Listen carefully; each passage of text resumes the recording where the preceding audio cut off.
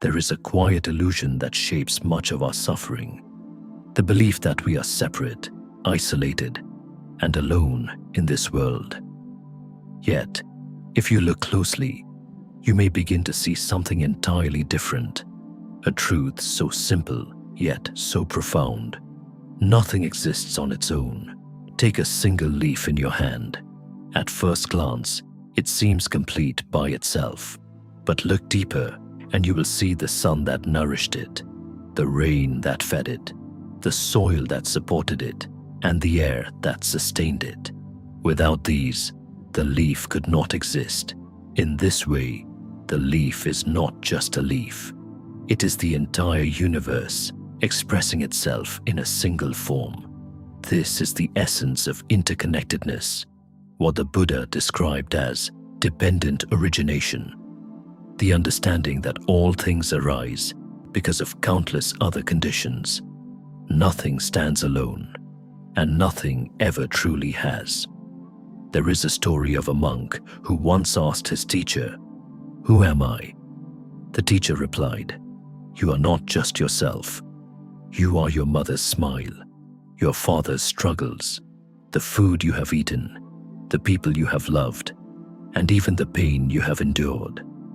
In that moment, the monk realized that what he called I was not a single, separate entity, but a flowing combination of everything he had ever touched and everything that had ever touched him. In our daily lives, we often forget this. We take credit for success as if we created it alone, and we carry the burden of failure as if it belongs only to us. But the truth is, every achievement is supported by unseen hands, teachers, strangers, opportunities, even timing itself. And every hardship is shaped by conditions far beyond a single moment. When you begin to see this clearly, something shifts inside you. Pride softens into humility, and blame softens into understanding. Think about conflict. When someone hurts you, it is easy to see them as the sole cause of your pain. But when you look deeper, you may see their own suffering, their conditioning, their fears, all contributing to their actions. This does not excuse harm, but it opens the door to compassion. The Buddha taught that ignorance of our interconnected nature is at the root of suffering. When we believe we are separate, we become defensive, fearful, and divided. But when we see that we are connected, we begin to act with care, because harming another becomes, in a sense, harming ourselves. I once met a traveler who spent years searching for purpose. He moved from place to place, job to job, always feeling something was missing. One day, while volunteering in a small village, he helped build a well that provided water to families who had walked miles each day. For the first time, he felt a deep sense of fulfillment, not because he gained something, but because he became part of something larger than himself. That is the hidden gift of interconnectedness. Meaning is not found in isolation, but in contribution. Even your smallest actions ripple outward in ways you may never fully see. A kind word can change someone's day, which can change how they treat another, and another, and another.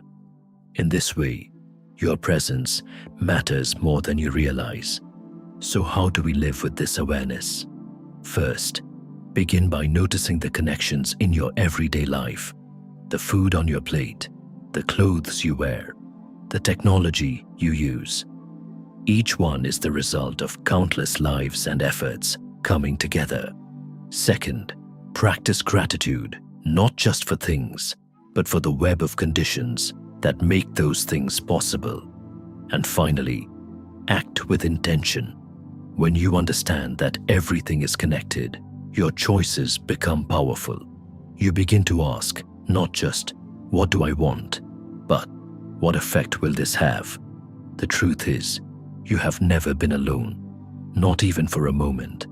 You are part of an endless unfolding, a vast network of life that stretches beyond what you can see. As the Buddha taught, this is because that is. This ceases because that ceases. In these simple words lies a profound invitation to see clearly, to live gently, and to recognize that your life is deeply intertwined with all things. So today, reflect quietly. How am I connected to the world around me? And how might my life change if I truly lived as though everything I do matters?